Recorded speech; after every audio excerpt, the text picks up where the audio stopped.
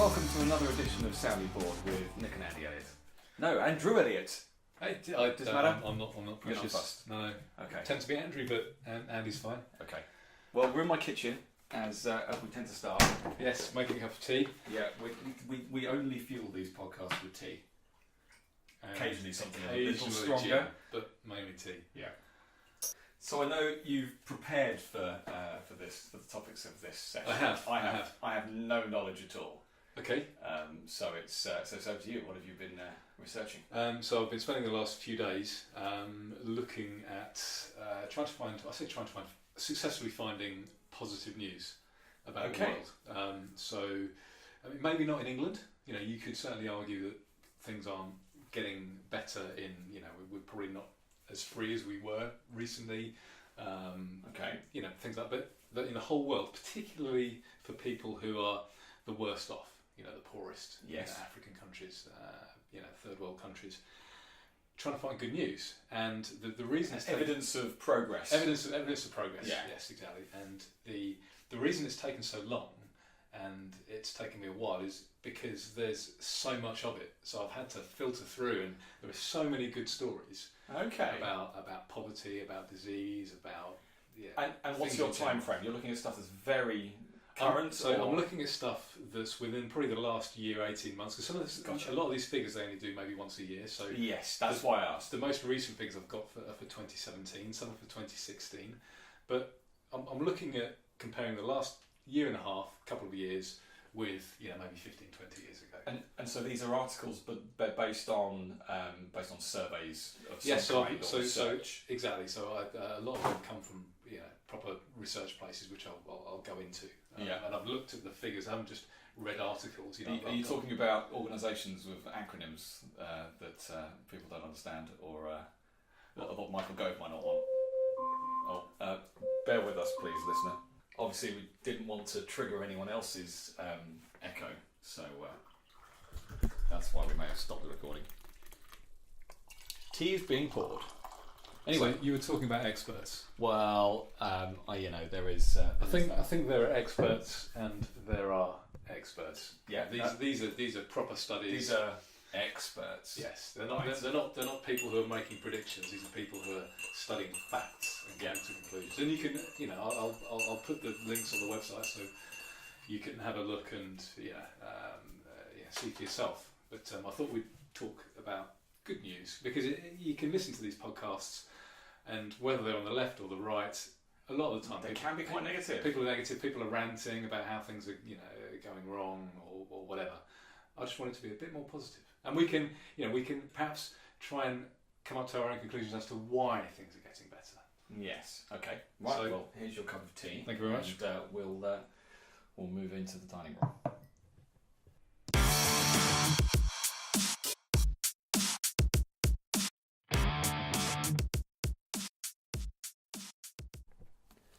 Welcome back. So we're here in the dining room now. Got our cups of tea. So you were just talking about doing some research on good news. Yes, good news. Good news from around the world. In particular, you were looking at areas where there'd been improvement, yes. And that's why that's what you were deeming as good news. This wasn't just cat saved from tree somewhere. No, this is huge good news. Yes. Well, do you want to get straight onto it? Okay, I don't know anything about this. No, that's fine. I appreciate I haven't gone through this with you. So first one, measles. Measles has been a problem for forever. Yeah. And in the year 2000, 550,000 deaths from measals. That's global. It's yes. And in the year 2000. Okay, so that's 18 years ago. That's over 500,000.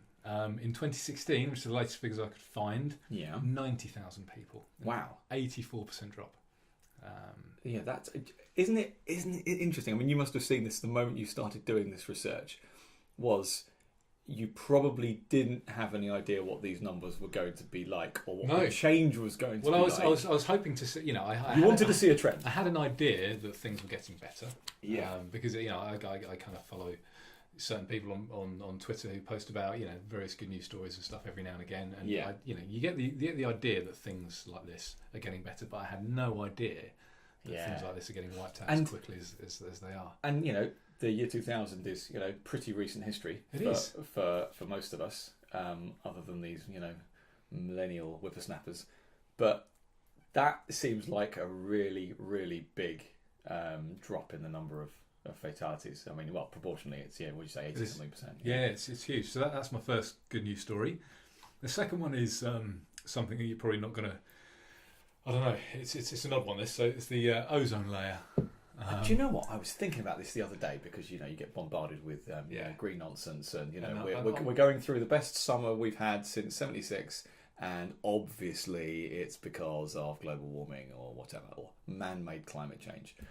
So do tell me, because when we were kids, when we were at school, it was all about the ozone layer. In fact, it was called global warming rather than climate change. And it was all about the hole in the ozone layer. Yeah, so it's shrinking, as you might imagine. So this year, I think they've measured it at 7.6 million square miles wide, which is 2.5 times America, apparently. But it's right, as opposed to what? Well, so I could only find a couple of years, but it's 1.3 million square miles smaller than last year. This is where I think we might need some more information, because I'm sure I've read something somewhere. I mean, it does. It says that it grows and shrinks. It does grow and shrink, but it has been it's its smallest it's ever been since. So its peak was in the 80s, in like 88. Yes, and it's been growing and shrinking, but steadily shrinking. But there's been a trend down. There has been a trend okay. down. So there's obviously a global cycle going on. Yes, in terms of the growing and shrinking. And the reason it grows and shrinks is so climate on Earth, so temperature. Yes, that's what I'm saying. So if it gets warmer, this is the seasons. Yes, yeah, exactly. But it's still overall the average is going down. Gotcha. Okay. So more good news. Well, stopping CFCs and all that stuff, probably was a good idea. Exactly. And I was thinking about that when I was doing the research, and this is possibly one of the things that one of the regulations that has done okay. Stopping CFCs has. Are you in favour of a regulation? Can I just make a note of the date and time? Okay, I've never said I'm not in favour of regulation. I'm not in favour of state regulation. So just because this is the one time the state has got it right doesn't mean that I think the state should do it. The same way that ministers occasionally produce good laws. Does that mean that I think all laws should only be proposed by these 650 individuals? I don't think so. So it's the whole kind of stopped clock. It's right twice a day. But this is a good thing. This is the big one. Okay, this is the big one. World poverty. So it's we haven't alleviated it. It's not all. It's not. This is perfect. Job done. We need to stop. Of course. But the trend is amazing. And this bearing in mind that obviously the population of the world is growing at a fairly substantial rate.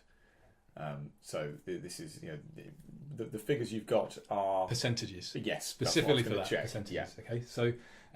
So currently the figures are for people making. And this is extremely low. So I was going to say I need to know what the measures. This is proper poverty. This is not relative poverty. No. This is people making less than $1.90 a day. Right, $1.90 or less. Because the $1 a day was a thing for a while, but obviously you can't just stick at that with inflation and changes in the current figure is $1.90 a day. Right. And so in 1990, roughly 35% of the world's population were in poverty. 35%. And I've got figures for the tail end of 2017. 8.4%. 8.4. A massive drop. And again, that's adjusted? I take it. That yes. $1.90 is adjusted. Okay. It's crazy. Yeah. So this is these are figures for people below the poverty line. Yes. They're percentages to take into account of population changes. Yeah. And the poverty line does change. So currently it's $1.90. Yes. It might be $2 next year or whatever. Yes. But there's this, they work out what the poverty line is, and these are people. And it's important to say. I'm sure our listener gets this, but $2 buys you an awful lot more in these countries than it does in America or here. And so you need to have some method of measuring it. Yes. Obviously, if we on our earnings, if we were to go to these countries, we would be the super rich.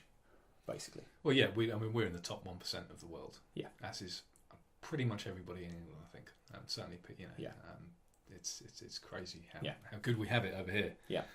But and so to give you another couple of facts, over 98,000 people have escaped poverty today. Today. Yeah. Unfortunately, over 20,000 have fallen into poverty. So obviously people do go in and out. Right. So there's a net gain of about 70,000. Yes. Every day at the moment, coming out of poverty. Okay, that sounds like good news. Yeah, I mean, so it's 639,964,319. It's just 18, 17. I get you. So it's you can go to worldpoverty.io, and it's a fantastic website. You can see people running out of poverty in a little graphic, but it gives you all the figures, and it's a proper good news story. We can have a chat about the reasons why the poverty is falling. And you have to look at countries like India and countries within Africa who are suffering from poverty massively. But they're becoming more free. They're able to trade with each other. It's not big state socialism that's dragging these people out of poverty. It's greater freedom. It's being free, having freer markets, freer individuals. It's enabling women, to go out and work as well, because in obviously lots of countries they're not as free as they are over here. That's made a massive difference. So there are a number of reasons, but it's really, really interesting to actually look at the figures. Yeah, to look at the figures, to look at the good news. So the next one I wanted to talk about life expectancy. Life expectancy is well. We always know that certainly in this country, it's generally increasing. That's what you see, isn't it? And that we've had the various debates recently and the changes only in the last 8 years, and not long before that of increases in retirement age, because we have this in quotes aging population and all the reasons behind it. And for us, it's because of advances in medical science and and quality of life. Yeah, diet is a big thing. Diet is a big thing. People are exercising more, and we're living longer. But I take it you've got some global figures, or you've got figures for particular regions, or again the poverty. The interesting one to me was what the highest was going to be. Okay. So you've got some kind of world rankings. I've got some predictions as well. Right. Okay. So that the first people to reach, they think to reach an average age of 90 are going to be South Korean women in 2030. South Korean women by 2030. Overtaking Japan, who have traditionally been I know Japan have always been very high. Yes. But France are going to overtake them as well by 2030. Oh, interesting. So and again, France. It does tend to be women that live longer, and so it's women who live longer everywhere. Yes, okay. So when we talk about France, it's French women again. Yeah, it's French women. So South Korean women are going to exceed 90 by 2030, and the men are going to reach about 84, I think. So there's a reasonable difference. France will be, I think, 88 for the women and 82 for the men. Japan will be 87, I think, for the women and 84. It looks like. I'm just looking at a chart for the men. We are going to hit women 85 and men 83. The gap is so much closer. The gap is the smallest in the UK, or the difference. Right. The delta is the smallest than in all these countries. And that, again, you're quoting by 2030. Yes. Predictions. Predictions. This is the Imperial College London and the World Health Organization have come up with this. Okay. So the next story, I don't know too much about this, but it intrigued me, so I wanted to tell you about it. So researchers from CAS, the Chinese Academy of Sciences, have identified a new fungus called Aspergillus tuberculosis, isolated by a research team in the Kunming Institute of Botany, and this fungus can eat through plastic, specifically polyurethane. Right. And they think that in time, potentially, this could help us with our plastic issues. We don't have to recycle it. We don't have to ship it off to China or whatever. Well, not we can do that anymore, but we don't have to bury it in the ground. And I love this. I love the idea, and obviously science and nature are quite closely linked, and an awful lot of science is the application of something in nature at scale, and encouraging a particular trait. I like the idea that for everything potentially bad that we might invent, that actually we can do something about it. I'm not sure this is an invention. This is a discovery. I'm not sure if they've actually genetically modified. No. I'm saying scientific discovery. Yeah. But the point is that in order to harness this, there will obviously have to be some work. They don't know whether they can just chuck this thing on the landfill, or on the the Pacific pile of plastic or whatever it's called. I know what you mean. And hopefully it goes away. But it's nice to know there are people working on it for that reasons, because I know for a fact that obviously the greenies love to talk about recycling, but there's question marks over whether or not actually what we're doing at the moment is actually that useful. And I think lots of people think that just sticking their plastic bottles in their recycling bin is a great idea, and I do too. But there's been various reports recently, even just from the National Audit Office in this country, which is saying that basically over the last 20 years, there's not really a great deal of evidence that it's working. Okay, well let's leave that for another time. This is good news. Good news. Sorry, good news. We don't want to be ranting. No, not too much anyway. And if you like science, so you're gonna like these last few. I do. I consider myself a scientist. So this one here. So there's been a groundbreaking gene therapy treatment. So this is astounding. So what it does is this gene therapy alters the patient's blood, their own blood. Okay. So it targets cancer cells.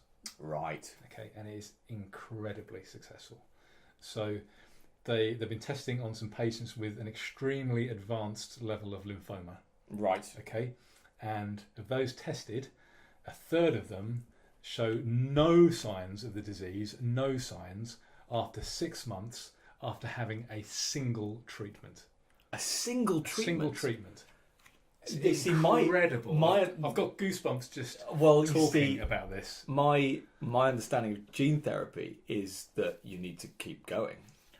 Traditionally, yes. But this is just after one treatment. I love that you're using the term traditionally for something like gene therapy, but I get that. Yeah, legacy gene therapy treatments. Yeah, that's amazing. And I'm right in saying that gene therapy is about essentially modifying a virus, isn't it? I think so. But I don't want to go too much. Again, I don't know too much about this. It's bloody clever. Very, very clever, and this is extremely successful. And that's a third of patients. And this is very, very advanced lymphoma as well. So at advanced stages, one treatment, 6 months later, nothing. It's incredible. Well, and again, we're talking complete remission. Yes, and we're talking. Lymphomas are cancers that are much more difficult to survive than lots of others. Yes. This isn't just targeting the more well-known ones that are more survivable nowadays. No, this is serious stuff. Yeah, but it's amazing. Yeah. So the next one. So this is Harvard Medical School. Researchers in Harvard Medical School have been able to restore the hearing and balance in mice. So what they've been doing is they've been inserting mutated genes into their bodies. Right. And they've shown an unprecedented recovery of inner ear function, and they think that they can transfer this into humans. So this is deaf mice. This is deaf mice that they are curing of deafness and balance issues, inner ear, inner ear issues, and they think that they'll be able to, in time, translate that to human beings. Incredible. Yeah. Incredible stuff. Sounds pretty positive. It is, and you like your medical advances, don't you? I do. I've been saving these, and this one you will like this one. I wait with bated breath. This is another medical sciencey good news, and it's all about bananas.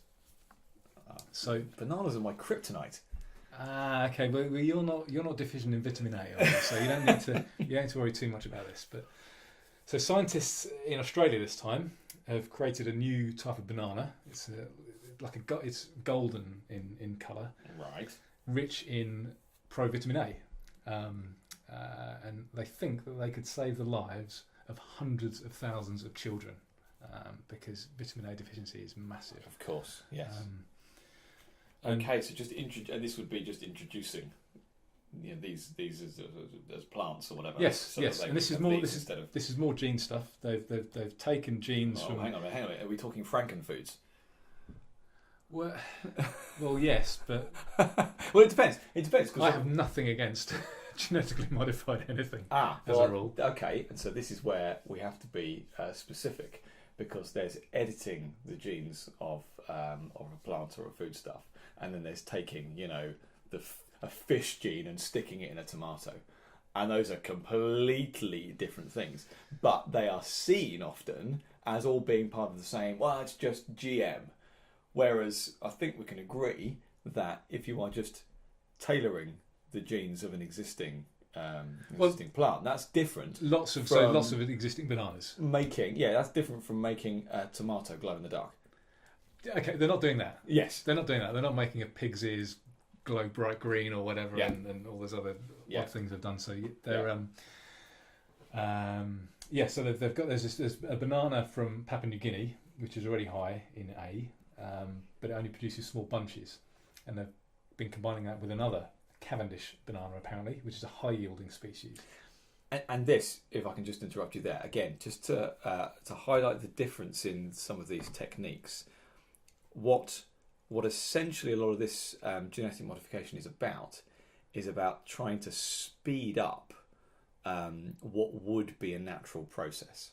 So survival of the fittest. And the mutations that come along with it is a natural process, and so just picking and choosing the genes that are dominant or that are the ones you want to encourage has been done without modifying genes for centuries.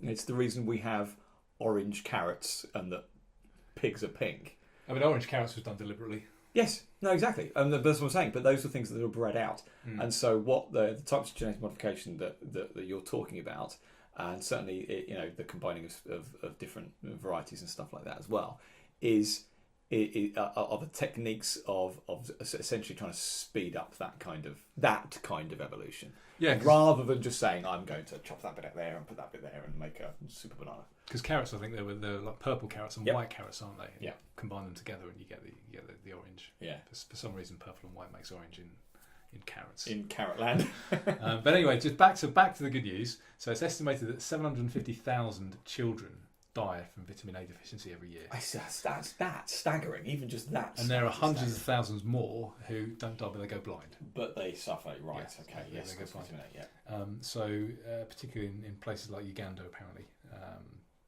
Okay. Where it's actually been increasing. So it's increased from 20% in 2006 to 38% in 2011. Oh, right. They need some of them bananas. They do. But so, these bananas have been created by researchers from Queensland University, or Queensland University of Technology, should I say. Right. And do you know why they've been able to do this? I'm sure you're going to tell me. They've had funding for 10 years thanks to a $7.6 million grant from Bill and Melinda Gates. Okay. The Gates Foundation. Yes. So this is not funding from government. No, this is evil capitalism that is saving people's lives here. Okay. Yeah, you know what? I do like that one. Because so currently these kids eat the East African Highland cooking banana, apparently, which is great for starch. They harvest it when it's green, they chop it up and they steam it, but it has very low levels of micronutrients, particularly vitamin A and iron. Right. And so they're eating it more as a carb than yes, they are. Yeah, but if they eat this nutrients. other banana, they get vitamin A as well. They don't go blind and they don't die. I'm sure we can all agree those are good things. I don't want to get too loony liberal by saying death is bad, but in general we want to improve the lots of people in life. Of course we do. Just hold up a second. You're ranting again. Okay, this is my good news segment. Sorry. Okay. Sorry. Not only are you talking about death, you're ranting about lefty politics.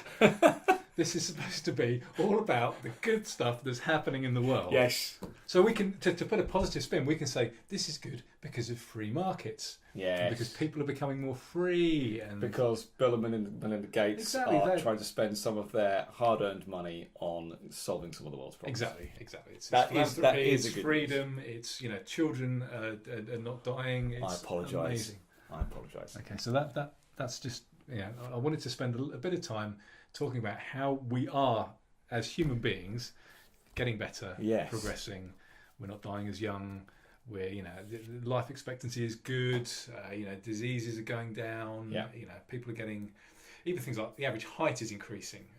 Throughout the world. There are lots of these facts that just indicate that we are actually making progress and we're Yes. getting better as a race on the planet. Yeah. Because if you listen to lots of people, they just you think it was going to hell in a handbasket. But it's not. As a rule, things are getting better. Despite what you hear in the news on a daily basis. Things are getting better. We're going to leave it at that. Excellent. Right, well, I think it's time for another cup of tea. So let's go and get one. Okay.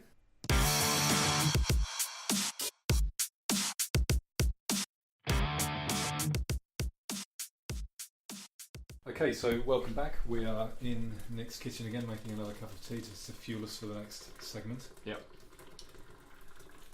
So this is another one that I've just landed on you without really telling you anything about it at all, and there's a specific reason for that. So I wanted to talk about free speech. Yes. Now it would be very, very easy for us to rant about free speech, but I wanted to talk a bit more positively about it, keeping the positive theme of this episode. Yep. So I wanted to talk positively about why I think free speech is good. And one of the reasons is it's how your opinions get better. So I'm going to give you some opinions on free speech, and then you can let me know if I'm right or wrong or what your opinions are. Okay. And this is how, as human beings, we interact with each other. We negotiate with each other. If I have a discussion with you about something, I might be. I think is 100% confident in my arguments, but then after discussion, I think, oh, hang on a second, I'm going to change my tune somewhere. So this is about the positive benefits of being challenged. Exactly, and free speech is how you better your ideas. If your ideas and your opinions are deemed, not to, they're illegal, for example. Yeah. And I guess the easiest example is Holocaust denial in Germany, for example. Yes, it's an actual law. Yes. So if your ideas are so abhorrent that you can't discuss them in public, how do you get them challenged? What happens? What tends to happen is when these ideas are pushed underground, is that only individuals who have the same opinions discuss them. And it becomes an echo chamber, and it just gets worse, and they never change their opinions. Well, and this is what I was about to say about any opinion. It doesn't have to be something as extreme as Holocaust denial. Of course not. But if you are never exposed to differing ideas, and you are never given the chance to let your brain grow that capacity to critically think, then you'll never learn, basically. And certainly you and I, we've said before, we are willing to have our minds changed. Yes. By reasoned argument. And I'm willing to discuss anything with anybody. I will debate anything with anybody. It's one of the reasons. It's how you grow. It's how your opinions and your arguments get better. And it might just strengthen your current views. Well, that's another thing. So yes. I might be debating with you, yeah. who we've got some experience of this. Almost 40 years of argument of arguing with each other. So if I want to challenge my own ideas, I'm not just going to pick someone to debate with who I know I can destroy. Yes. I want to have my ideas actually properly challenged. Yes, and this is the same. Again, it's the same principle of playing sport, isn't it? You don't play with someone who's not as good as you. You want to play with someone who's better, so you can improve. Exactly. So and this is all about free speech, and there are, unfortunately, it appears at the moment that lots of people don't see the benefits of this at all. So there's lots of universities will no platform people, for example, and the result of that is that people only get to see one side of the argument. And it's often not just extreme ideas that are being platformed. You know, there are conservative speakers, libertarians, these types of people. Even lots of comedians aren't allowed to tell jokes that might offend people. Yeah, there are lots of comedians. Oh, I see. This is just the offence police. Exactly. Yeah. Lots of comedians don't even bother going to universities anymore to do their shows, right? Because it's just not worth it. So you know, the opposite to that obviously is freedom of speech and the ability to discuss your ideas and have your ideas challenged. Okay. And, well, here's your cup of tea. So I think that's been a pretty good kind of starting point. So you're gonna tell me some bit more specific about what you believe to be free speech. Well, you think I might challenge you on, or no? I think you'll agree with me. But I was going to. Let's just create our own little echo chamber and record it for everyone. Well, I was going to give you an example first. Okay. Of why freedom of speech is a good thing. So I'm sure you remember a few years ago. Do you remember the BNP? I do. Good old Nick Griffin. Nick Griffin. Okay. Who's recently just endorsed Jeremy Corbyn. Has he really? He has. But yeah. So okay, I'm going to meander for a second. Yeah. He's always been a left-wing politician. Nick Griffin. Nick Griffin. Right. If you looked at the BNP's manifestos and stuff, right. Yeah. They're left to the left of Labour on nationalisation and these things. Right. So the idea that they're a far right party is utter rubbish. Yeah. They're extreme left plus racism. Plus racism. Yeah. Yeah. So well, and we won't go into the current state of the Labour Party. We won't. So Nick Griffin was, he was the head of the BNP. They had a few percentage points in the vote share, didn't they? They were growing for a number of years. Yeah.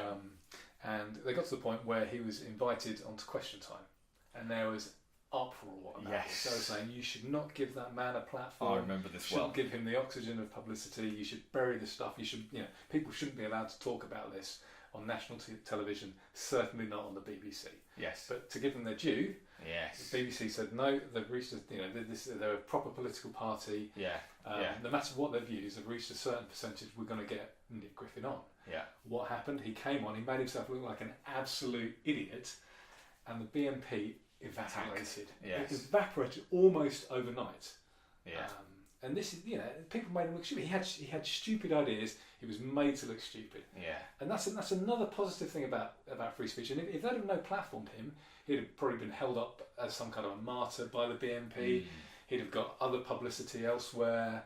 It was just a bad idea. But actually giving him the opportunity to make himself look like an idiot, put these people up against decent people who can challenge their views. Personally, I didn't think that he did this all on his own. I don't think that the people that they put up against him on that edition of Question Time did a particularly fantastic job. No, they didn't. And this was Jack Straw like an idiot. and Saida Varsi are the only two I can remember who were on there, from Labour and Conservative, respectively. And you can see why he's sticking Saida Varsi up there.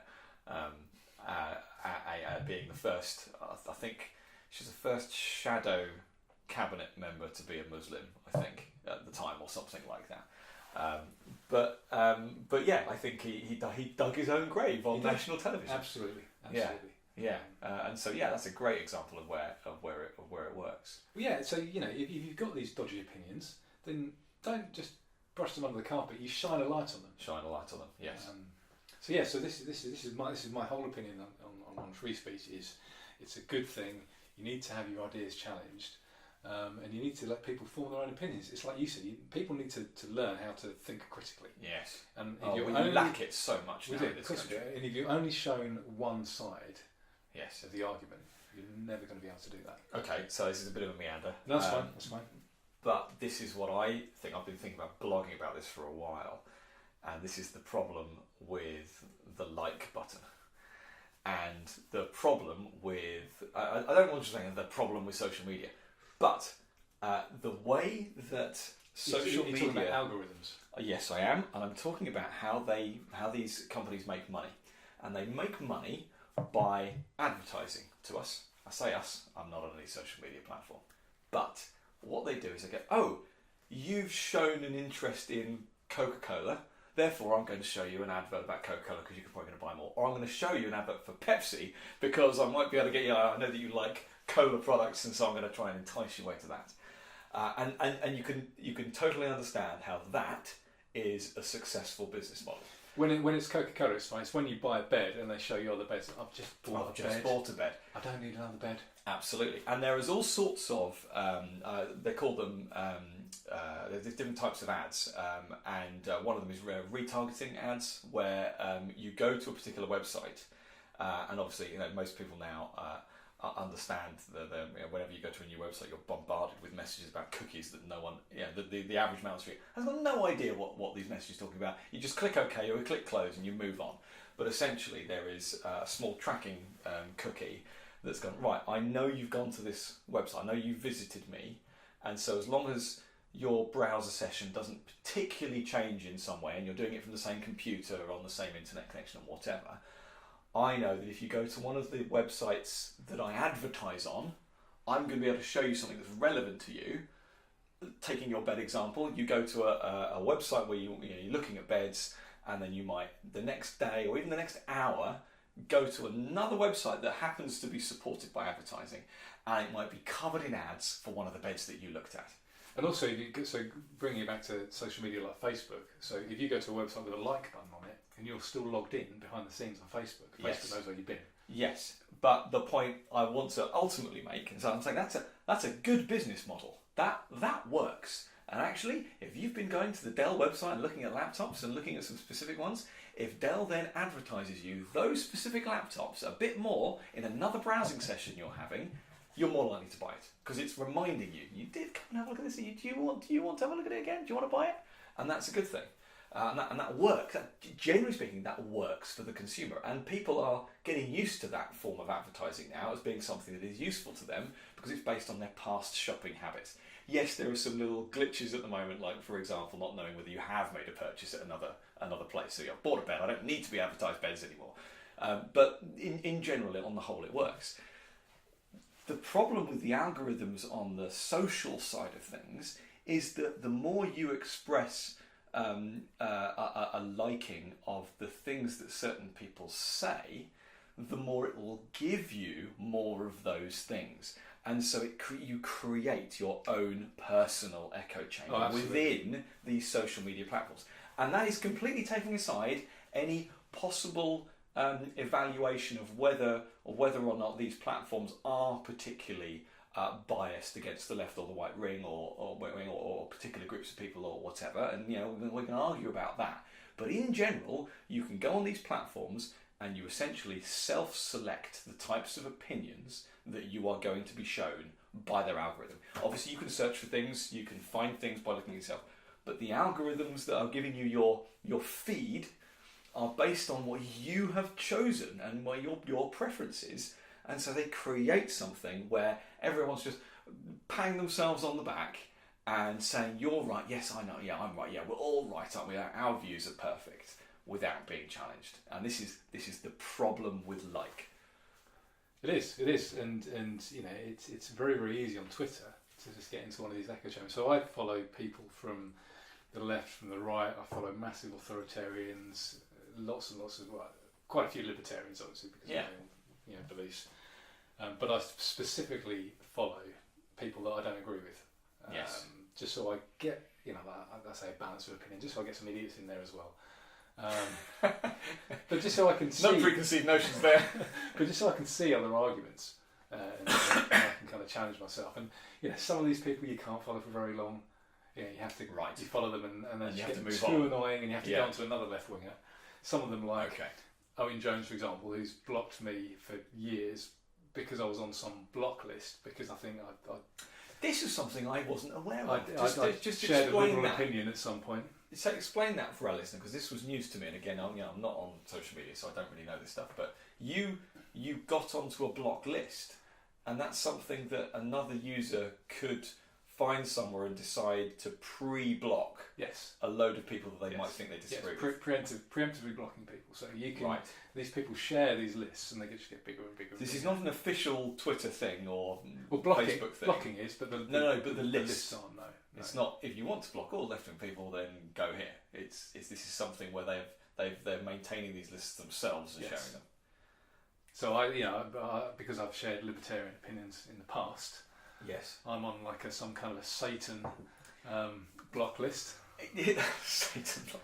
Here's an interesting one, and let's take Owen Jones as the example here. So he's a Guardian columnist or whatever. I don't know whether he's specifically employed by the Guardian, but he writes for the Guardian. He is, yeah. He's an author as well. And very much a political campaigner, and there's no danger of not knowing what his political views are. And to give him his due, he's a good interviewer. Absolutely, absolutely, and he's right there with his opinions. He's a very good public speaker. Disagree with everything he says, but he's like. Wouldn't you think that he should be trying to target the people that disagree with him in order to change their minds? Well, I would.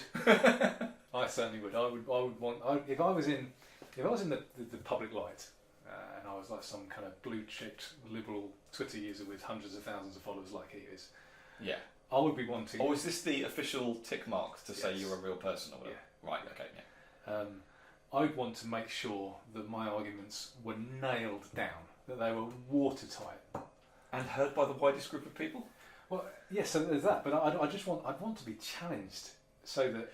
I see. So you're coming prove back my to your ideas. idea of why speech free speech is good Exactly. because it makes you hone your argument. That's exactly Yes. the point. So I would want the best people challenging me and trying to even just playing devil's advocate. Oh, have you thought about this? That's a rubbish idea. What about this? I want my ideas challenged so that I get better at distributing these ideas. Yes.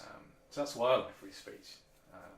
But I just find it interesting that people like him don't No, he's the complete opposite. He's subscribe probably to that blocked tens of thousands of people, I think. Right. Certainly some of these lists are tens of thousands large. So whenever people quote Owen Jones on Twitter now, they don't quote tweet him because they know that nobody else can see him, so they have to take a screenshot of his tweets. And also because he tends to delete them as well. So he'll post something ridiculous, he'll get abuse or whatever, and people say no, don't be so ridiculous, and they'll delete it. Like his articles on Venezuela, when Venezuela was the best thing on earth a few years ago. It's the Hugo Chavez has shown the way. Yeah. And it's called socialism. And so they're gone. Yeah. Lots of these articles. Written by lots of left-wing commentators. They've just mysteriously vanished. But yeah, so because he deletes tweets and because he blocks so many people just take a picture of his tweet and they'll post that as an image. Right. That's the only way they know people are going to see what he said. Yeah. So you can't even more widely share that stuff because of the way that the blocking system works. And Twitter have got this weird thing. So you ever heard of shadow banning? Nope. So there's this idea that Twitter, if they don't like your content, are kind of behind the scenes muting you. Right, and so this is an algorithmic thing. It is. Yes, and so this was to make your tweets less prominent in some way. Yeah, and in some cases, less prominent means not shown at all. Right. So Jack Dorsey, the guy who owns, he's the CEO of Twitter. Yeah. He put out some statement a few days ago saying that no, we don't shadow ban. We never shadow ban. You can always see the tweets of the people you follow. Sometimes you may have to work a little bit harder and go directly to their page to see them, but we don't shadow ban. Hang on a second. That is exactly what shadow banning is. So he's just changed his own definition. Right. And this gets better or worse depending on which way you're looking at it. Twitter just appointed a woman to head up this kind of new area, and she's a raging lefty, right? Who massively against free speech and just completely the wrong person to do it. Right. It's interesting, isn't it? There are an awful lot of Facebook adverts, and by Facebook adverts I don't mean adverts on Facebook. I don't know whether you've seen them even just walking around town or in magazines and things. Full page ads, with light blue writing or whatever, saying that your data is important and we're getting more secure and all this kind of stuff. From Facebook, all they are is just some words, very, very, very clear, bold adverts, including on the kind of the big digital advertising boards now that you get in shopping centres and whatever. They're advertising on those as well, and all about how Facebook are the good guys. And one of them I saw the other day in town was about hiring loads more people, reviewers, and fake news is not our friend, and stuff like this. That just puts me off them. I don't go on Facebook anyway, but it just puts me off them. I have an issue with the term fake news because they mean non-left-wing news. Most of the time, well, again, let's just take that out of it. Let's take the left and right out of it. Fake news has surely always existed. This is not some new thing. This is not something that suddenly everyone needs to go, oh my goodness, what the hell do we do with this? This is surely just misinformation or opinion or whatever else. Has everyone just suddenly woken up to the idea that you might be able to post something that's not true on the internet? The internet's been around for a bit longer than that. Okay, but just to kind of put a counter argument here, just to play devil's advocate. Yeah. I think it's getting worse. I think it's getting worse, and I think the reason for that is that newspapers are dying, and standard media is reducing in its reach, its potency. Yeah. There are podcasts like this one here. There's YouTube. There's Twitter. There's Facebook. People can get their news out there to everybody, and it can go viral. And you can have your own blog, and you can have lots of people. You can have a podcast or a vlog on YouTube. And so the point is that actually, more than ever, people do need to be able to critically think. Yeah, but also these, the traditional media, they're getting more and more, for want of a better term, clickbaity. Yes. To try and attract attention, and what they're doing is, well, okay, we know, and Jordan Peterson touched on this recently in his interview with Joe Rogan. He was saying, the right wing say, well, okay, we know our base, we're going to go ultra right wings, so we can, so we can bank on a certain number of people buying newspapers. Left wing are doing exactly the same. Yeah, appeal to their base. Yeah, so I think it is getting worse because they're struggling. So it will get better when, ultimately, when perhaps they die off or new media forms come around.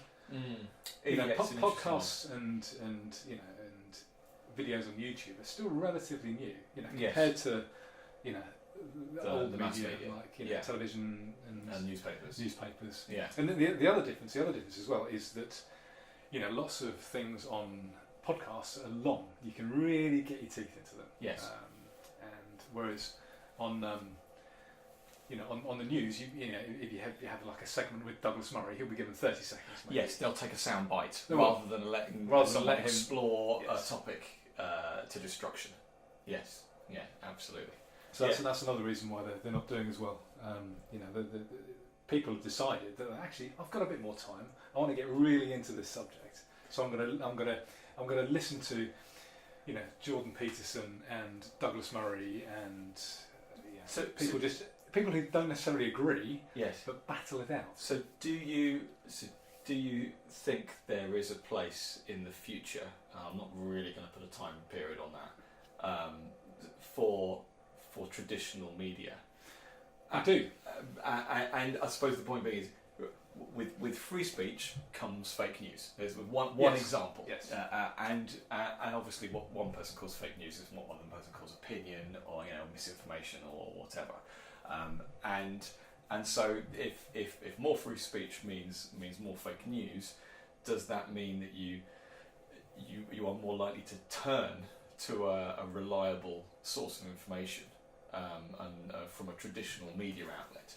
Do you think there might be a turning point in the tides of these traditional outlets, or do you think it's going to be new outlets that come out that find a different model of a different economic model? So if you look at the people who are very, very, I won't say the most successful, but people who are very, very successful at the moment, people like Dave Rubin, like Joe Rogan, who get kind of guests onto these long podcasts, they can kind of discuss ideas. People, the intellectual dark web. A lot has been talked about that recently, and they're people who they're comfortable in disagreement, and they're happy to battle it out. Sam Harris and Jordan Peterson don't agree a lot, but they have fantastic conversations.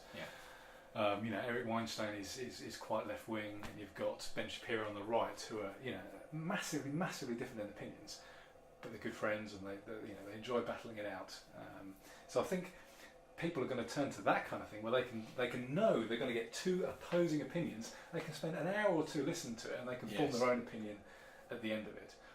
But just going back to your question about traditional print, print and other media, So some people are getting it right. So the Spectator, for example, since they've had their offer of online and for an extra couple of pounds, you get the you get the print version as well, which I know I do. Yeah. I don't agree with a lot in the Spectator, but it's always entertaining. Yes. It's always some, the jokes. I actually listened to the podcasts are good as well. There was an anniversary podcast, wasn't there? I can't remember what the specific anniversary was, but the editor went over a lot of the pivotal points where they were either not doing well, and the things they've been doing more recently to make sure that they have actually been making a profit and they've actually been. So the print ones have been going up. Yes, exactly. The print ones have been going up. So they've managed to. They've found a model that says, we know that you like to look at stuff online. So pay for our online service for a couple of extra quid. We'll send it to you in the post as well. Yes. And people love it, so they can look at the articles as and when they come out, but they also get like a proper magazine to read, and that's working. Yeah. I think it was Theresa May who said, never work with children, animals, or the Spectator, or something like that. I may be completely misquoting it, but I'm sure it's something like that, which is amusing. Okay, here's one for you. Still talking about media and on whether or not the traditional media is dying or how they're managing to survive. Because we've seen some different economic models come out from different organisations trying to make sure they make money. Because in general, print media, as you say, going downhill, not making money, running at a loss. I mean, the Guardian is one example, and I don't want to go too much into their particular model, but right now the Guardian website is covered in give me money, please, give me money. And my understanding is that is actually working. And then they put it everywhere, even on their live feeds. It's all whiny here. Would you mind just giving us a little bit more money? And that is actually working for them. But if you rewind quite a few years, I think it was the Murdoch publications that were the first ones to put up a paywall, what's known as a paywall. Mm-hmm. For our listener, that is when you go to the website and then you have to register, you have to log in, and you have to pay to get that content. And so that was the first attempt, which was, well, look, you can't just walk up to a newspaper vendor and take a paper and walk away and have it. So why should you do the same thing at the website? Now that model has changed over time. They found that wasn't really working for them.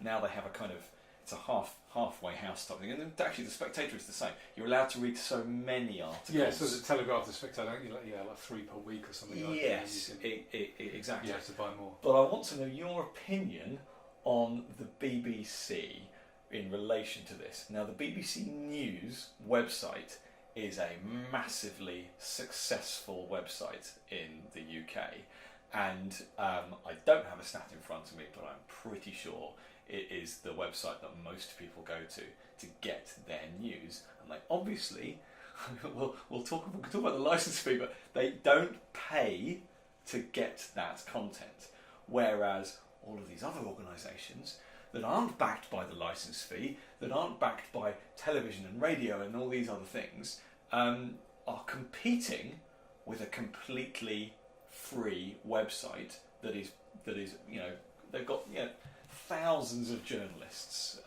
let alone all the TV production and all this kind of stuff, producing this content. Do you think that's fair? Of course not. make the license fee voluntary. Turn it into a subscription service or whatever. You shouldn't be forced to pay for It's that. going to happen, don't you think? I'm happy to predict this. I'm convinced. I think they might put it into like general taxation or something. Really? Yeah, but that really would be state. It is. State media. They're saying, we don't think the license fee is a good idea. What we're going to do is we're going to tax everybody. Give the Tories their due. I think if they're the ones in power. Let's say that if we end up with a Labour government that's more akin to what we saw in the Blair years, or a Tory government of pretty much any stripe, then I think the long-term trend will be to go down a kind of Netflix subscription model for it. How that actually works in practice for things like radio, I think will actually happen more when the technology catches up to it. Right now, bearing in mind that they haven't turned off the bloody analogue service, no matter when those dates have come and gone where they said they're going to turn off analogue radio. Right now, you go into your car, and no matter what type of radio signal you get, you just turn it on and away you go. You don't log in. Now, I think that when technology gets to that point where, and it's going to be a while, where actually, in order to consume your content, you will log into your radio, into your car, into your whatever with your services. I think that's the point when they will make that leap. It'll be difficult. I think they will do it in the same kind of strange way that they've done trying to split up BT and OpenReach, and the privatisation that's gone on there, when they could have just done it really quickly, whereas they didn't decide to do it over 20 or 30 years, and so it's actually been more painful over the long term. But I think the only future for a BBC is one where you actually subscribe to it. An alternative could be, so again I keep going back to him, but Jordan Peterson, and he's not the only one, so people like Dave Rubin and these other people, they're all on Patreon, this website. Right. And what you do is you go and you pledge a certain amount per month, and you get different rewards. So like if you spend $5 a month or $10 a month, you might get to see like an exclusive YouTube video of him first, and the opportunity to ask him questions, that kind of stuff. Okay. But basically, this pays for all the content they create. So all of the stuff that Jordan Peterson creates is ultimately online anyway. You might get a little bit earlier if you support him, but all his lectures, everything he's produces is free on YouTube. You don't have to pay a penny. It's just, if you like what I do, give me a couple of bucks. This is a way of funding it, and these guys make tens of thousands of dollars a month. Yeah. So the BBC could do that. Enough people would say, you know what, I want analog radio on. I listen to analog radio at home. I've still got a little Roberts radio that I use. Yeah, I'll be honest. In my car. Even with the Today programme in its current state, Radio 4 is worth the licence fee on its own. And I know you're shaking your head with that one, but I think there's some fantastic content on there. And you can choose to not like certain programmes and things, but there's some great stuff on there, and it's not actually that much money. Likewise, the iPlayer and stuff you can get on there. It's good stuff. But the point is, it shouldn't just be automatic. It shouldn't just be I have to pay. And I think I think if it was a subscription service, they'd be surprised. I think enough people would spend the money to keep it going. They might not do everything. There might be certain things that nobody actually wants. So why are they doing them? So anyway? don't do them. Exactly. Yeah. I mean that is an aside. We've gone onto the media in quite a big way. But the point is, it is linked with free speech. Intrinsically.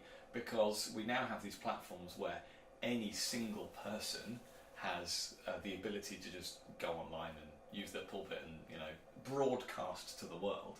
And what that has done is disrupt the traditional broadcasters. Yes, which is good. Which is a good thing. Yeah, and speaking of broadcasting, I think we've been doing it for quite a while now, haven't we? I've finished my cup of tea, and we're still in the kitchen. Yeah, we've been going for over half an hour, so but perhaps we should. That's because we believe in free speech and we believe in a healthy debate. Okay, well, let's end it there then. Thanks very much for listening to Sounding Board, and we will talk to you again next time.